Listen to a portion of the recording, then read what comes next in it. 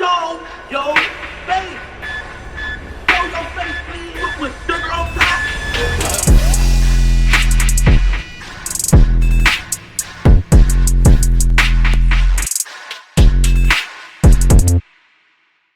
Hey, what's up, y'all? Y'all know my slogan. I don't know it all, but I know what I've been through. Now, before we get into this video, please make sure you head on down to Instagram and follow us on our official Instagram page at Hookah Anonymous _.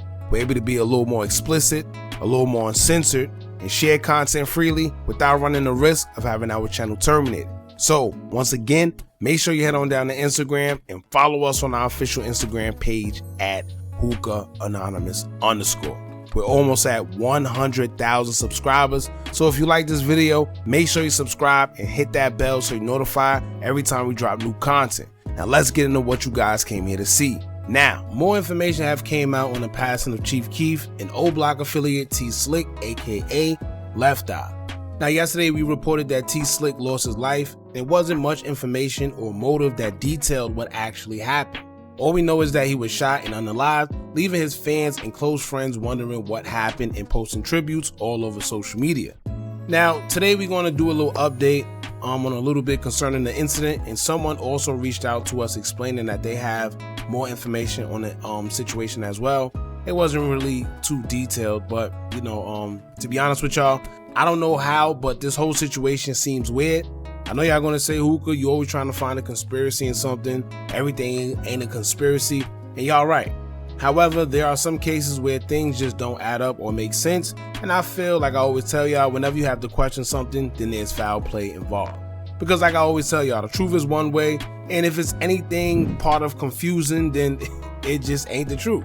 So once again, I'm not here to say what happened like I know 100%, because none of us was there. My only job is to present the details that's told and brought to our attention, and y'all can come up with your own conclusions from there. Alright, now first and foremost, rest in peace to T Slick. He recently came home last year in 2023 after serving 10 or 11 years in prison for an aggravated discharge of a firearm back in 2012.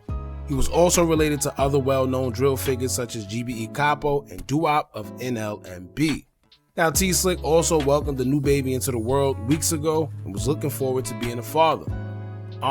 Let's get into the situation concerning T Slick and what articles are saying transpired. According to an article published by Yahoo News, they would say, quote, "The Peoria County Coroner's Office has identified the man killed early Saturday morning in the shooting just north of Interstate 74 in Peoria.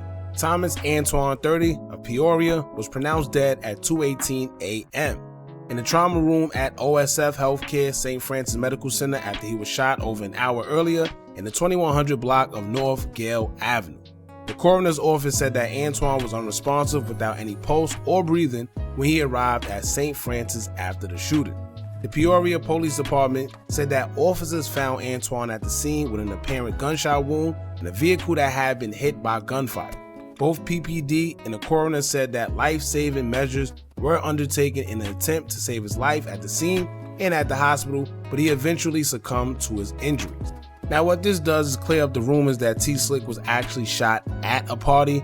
Once again, there's no clear details about it, but when the news first broke out, everyone was saying that he was shot during a party. Like he was in there and then something happened and he was shot. However, it's looking like maybe he went to the party perhaps, but he was in the car leaving or sitting in his car and someone came and just shot the car up in the drive-by. As of right now, it's also no reports saying that he was with anybody, so for all we know so far, he was by himself. Unless somebody was there and left because they didn't want to be around when the police came, because we know that happens a lot. And it's kind of hard to believe that he was out there or did attend a party and be by himself. Also, none of the news are saying that it was any arguments prior, or any fight taking place, or any witnesses saying that there was any commotions that they heard. So it's basically no motive as of now. We just know that he was shot and killed while he was sitting in his car. Everyone's jumping to conclusions thinking he was unalive because of an altercation that happened or beef. But the truth is, nobody really knows. Unless you was there or you got inside information from someone that was actually there, we're all assuming like everyone else. Now, what I do find weird is the fact that he was sitting in the car when he lost his life. If you ask me, I definitely think he was targeted and someone knew where he was or who he was, and they knew the perfect time to strike. Right? It wasn't random, because I'm sure that being who he was and where he was at, he wasn't expecting to be around any of his ops or anything like that, because if that was the case, then he wouldn't just have been sitting in his car comfortably, right? Especially alone, like the news are reporting. So here's some type of possibilities. If he was at a house party like they're saying, he could have been spotted by an op, and then he went outside and that's when they waited for him. Someone could have spotted him and then made a call, then drop his location. Who knows? And I don't know what it is with Chicago and the house parties, aka kickbacks, but time after situations like this transpire, it proves that them things aren't safe, especially when you are well known. Alcohol is usually involved, pills, marijuana, all type of drugs. So these guys don't be on point 100%, and then next you know, we hear of them losing their life. For T Slick to get caught in his car, it's obvious he was either comfortable enough to be sitting in his car in the street like that, or someone just knew the perfect time to get him. We know sitting in the car, especially when you know you're a big target for your ops, is a no-no, especially by yourself. So once again, it's reasons like these why I feel like something isn't adding up. I think T Slick was smart enough to know better, but if there was foul play involved, it's almost nothing you can do when the odds are stacked against you. And like I stated earlier, I'm sure he wasn't just by himself, so somebody knows more than what we're being told. But I guess we'll just have to wait and see and stay tuned if somebody say something on social media or whatever the case may be, right? Now we got a message from somebody that claims to have a video in regards to the situation. The person would DM us on Instagram and they would say, quote, "Hey, I got a video on T Slick. They trying to save him. He was naked and all."